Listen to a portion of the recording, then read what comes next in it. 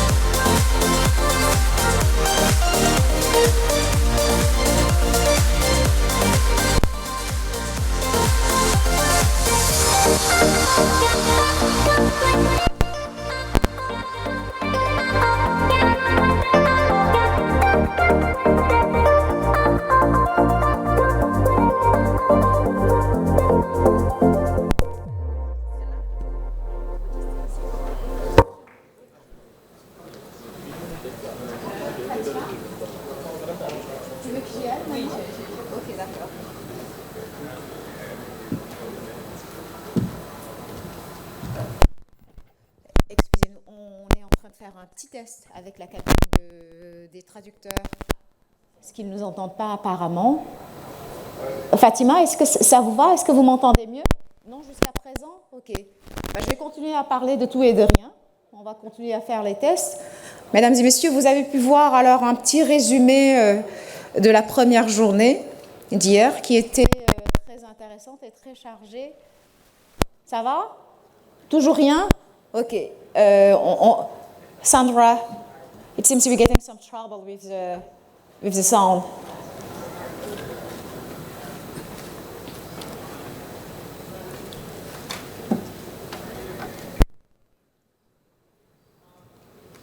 Donc on va régler ça et aussitôt que c'est fait, nous allons démarrer les travaux.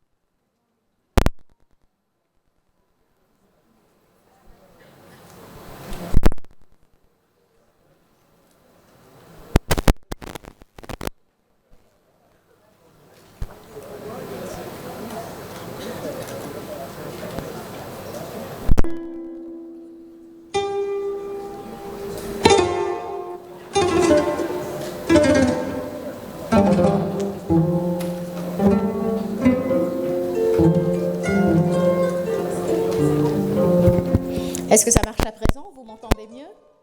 C'est bon. D'accord. On va démarrer.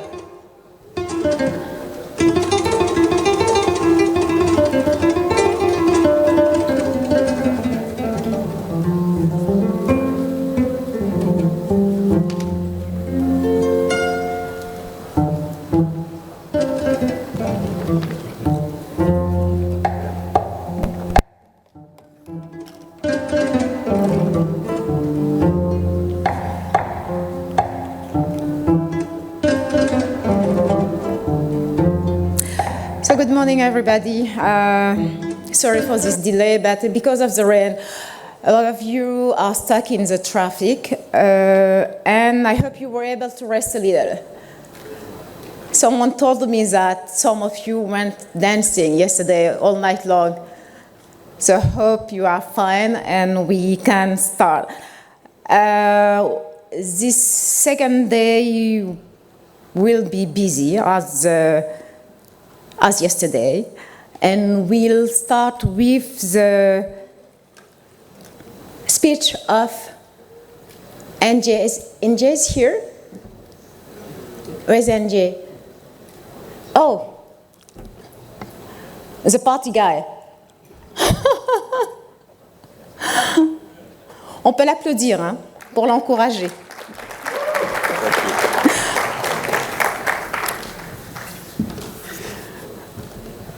I plead the fifth when it comes to partying last night. Good morning. I am not supposed to be here. I think the minister is supposed to be here. But on her behalf, I was ordered to get on stage. But I think yesterday was a clear reflection of where we stand. And we could not have been more proud of the discussions we had yesterday, and to see great discussions all across here.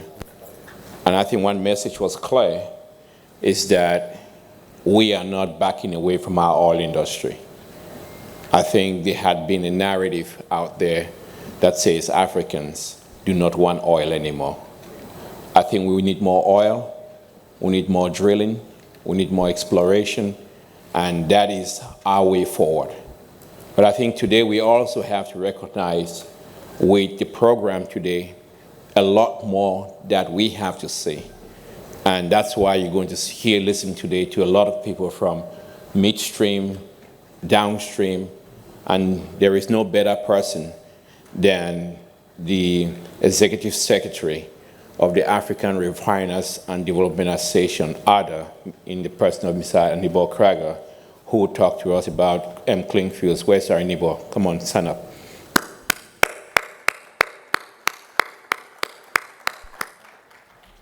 And I think these important players that have really shaped what we do, what our industry means, and where we go. But I also believe that the role of where we would have to really shape the discussions going forward with those new investments. There was a recurring theme yesterday. The oil companies are not the problem. They are part of the solutions. The service companies are not the problem. They're part of local content solutions. They're part of driving what we do. But we also have to remind ourselves of those important things that we also have an obligation to do. Free markets, limited government, individual liberties. We cannot love jobs and hate those who create jobs. That's why it's really important that we look at creating those enabling environments for some of the international service companies, but also local service companies. I couldn't be more proud to see what SEPCO is doing in Mauritania. This is a service company that's taking up some of the big jobs, some of the really driving up, because there's a special message that goes out there when a young man from Mauritania or Senegal or Gambia walks in that oil rig on a platform and sees somebody that looks like them, that grew up in circumstances that they grew up in, and say, if you can make it, I can make it. That message, that drive, it gives a lot of hope for young people. That's why it's important that we still have women driving up this industry, because when you see people that come from your circumstances, it means that we can go. We can also be in the big places. And for those who like to party, you could say, what they say, you like to bam bam, and you like to chill with the big boys. So I want young people to be able to chill with the big boys in the oil industry. So thank you so much for this great opportunity. Let's keep driving those conversations.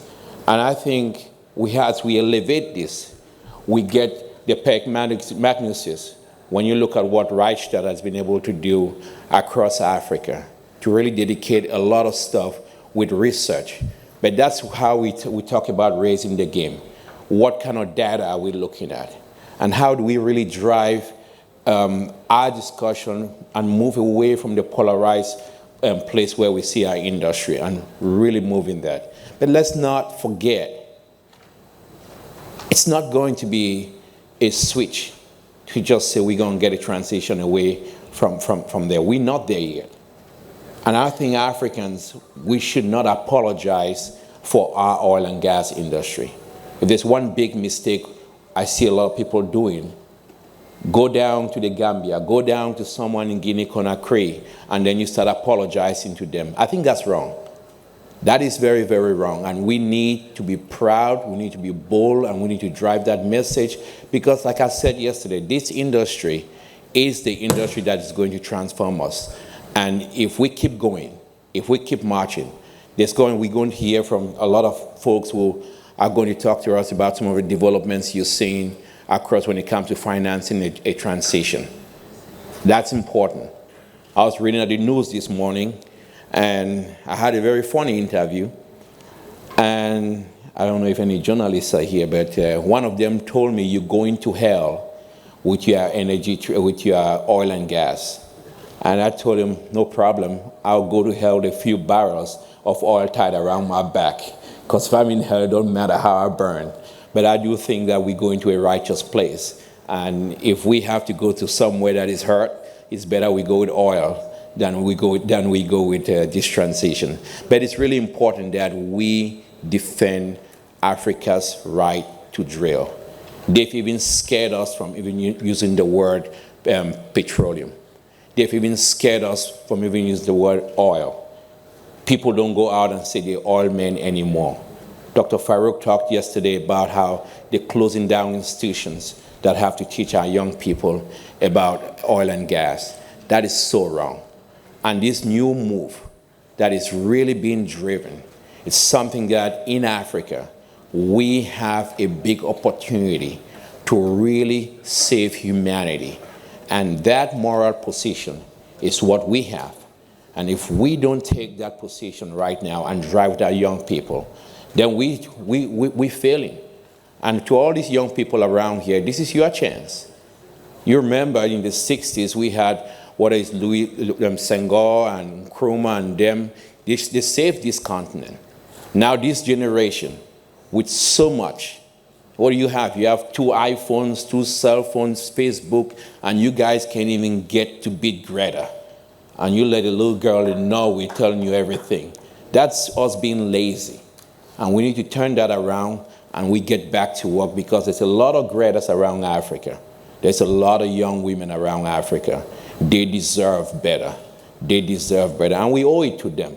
I know some of you are going to criticize me for saying this, but I don't see a reason why we got to worry about a young girl in Norway. I think her life is just as beautiful as a young girl we can see in the Gambia or Mauritania or in Guinea-Conakry. They deserve better. And until when we start looking at that young black girl and say black girls are beautiful and they deserve better, then we all win. Then we all win. That's how we start getting a just transition. So let's go forward. Let's keep pushing. Don't back down. Don't give in. Let's just outwork them. Thank you so much. Thank you.